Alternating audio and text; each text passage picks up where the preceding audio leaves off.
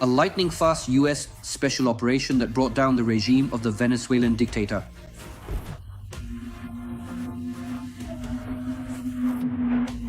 Listen, something's happening over there. It took Delta Force, the elite special operations unit of the US Army, just 30 minutes to capture Nicolas Maduro, the worst nightmare of all war criminals and dictators. The Venezuelan tyrant will stand trial in an American court in New York. It was an assault the likes of which people hadn't seen since World War II. It was a strike against a heavily fortified military stronghold in the very center of Caracas to bring the criminal dictator Nicolas Maduro to justice. The US operation, especially against the backdrop of the fourth year of full-scale war in Ukraine, outraged and frightened the Kremlin's Z supporters. Jokes aside, they carried out the operation skillfully without any undue reverence for the bastards. It's unlikely this happened without traitors inside the country. It's not like Maduro was living in a bungalow. Surely that's how our own special military operation was originally conceived as well. It's unlikely that Gerasimov planned to fight for 4 years. The fall of an ally will hit Russia hard, especially Putin's oil cash cow. And according to some, for example, after Nicholas falls, the dictator sitting in the Kremlin could be next. The Russian Foreign Ministry expresses concern about the possible abduction of Maduro and demands clarification of the situation. After all, Putin could be kidnapped too.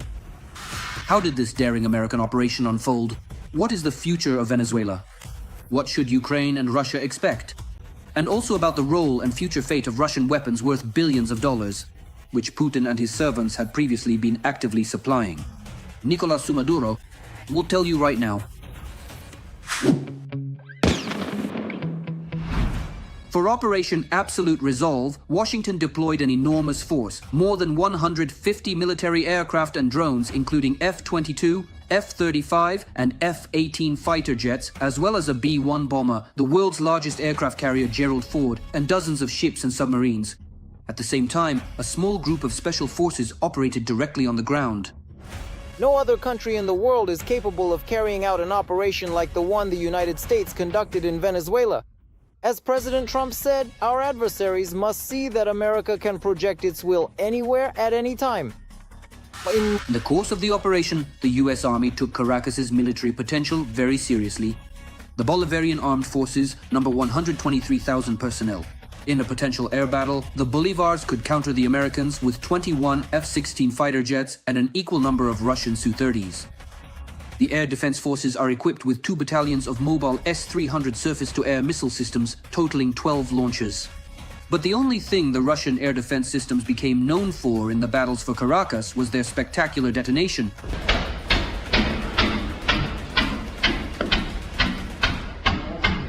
Before the group of helicopters carrying special forces entered Venezuelan airspace, aviation struck various military bases, including air defense positions and airfields. According to the New York Times, civilian casualties could not be avoided. A total of 40 Venezuelans were killed, including both military personnel and civilians. At the same time, as stated by the White House, there were no losses on the American side.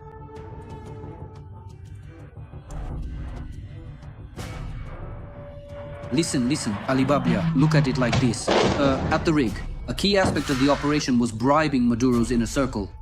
Essentially, it was corruption that destroyed the corrupt regime. This is acknowledged both by the Americans and within Venezuela itself.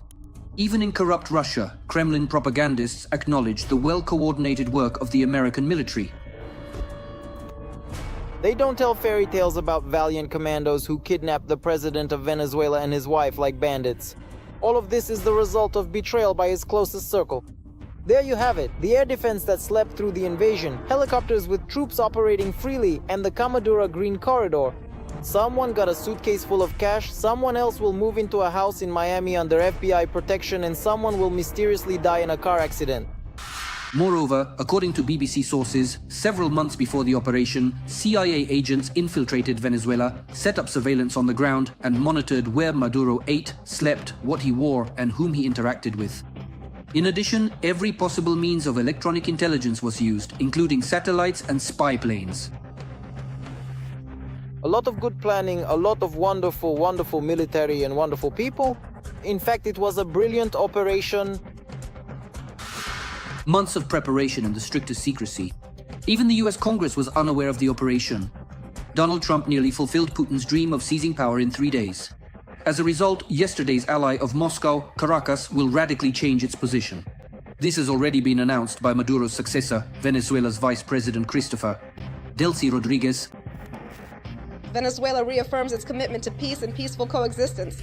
Our country seeks to live without external threats. We consider it a priority to promote balanced and respectful international relations between the US and Venezuela. Washington's blow to Caracas's government seriously frightened Putin. Against the backdrop of the successful abduction of the bloody dictator, people in the Z community have started seriously talking about the looming threat to the Russian dictator as well. Indeed, a textbook special military operation with limited objectives and involvement. They came, did the job, and left. In addition, the Z supporters are justifiably concerned about the future of Russia's petrodollar cash cow. Venezuela has the largest oil reserves in the world, but hardly trades them due to the American embargo. Now, under the control and supervision of the US, Caracas will be allowed to open the oil tap and prices around the world will drop significantly. We don't need Venezuelan oil. Here in the US, we already have enough of our own oil, but we will not allow Venezuela's oil industry to be controlled by the enemies of the United States. Another issue is weapons. Previously, Moscow supplied Caracas with Russian and Soviet weapons worth billions of dollars. We're talking about a rather formidable arsenal. This includes fighter jets, air defense systems, and an impressive fleet of heavy equipment.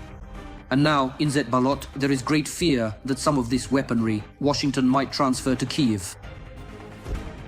There is yet another troubling question that arises against the backdrop of current events. One thing is certain, Caracas will definitely not return. The loans provided by Moscow, that much is clear. But what will happen to the Russian weapons supplied to Venezuela? And could they end up in Ukraine with Trump's tacit approval? That very Trump who was so much their own that he was the first to begin supplying lethal weapons to Ukraine at the time. Modern technology and weaponry. A month of meticulous planning and just a few hours of operation, after which a brutal regime, unrecognized by most countries in the world, fell. The bloody dictator, who considered himself untouchable, lost everything. And now, instead of palaces and gold, all that awaits him is a prison cell and a trial.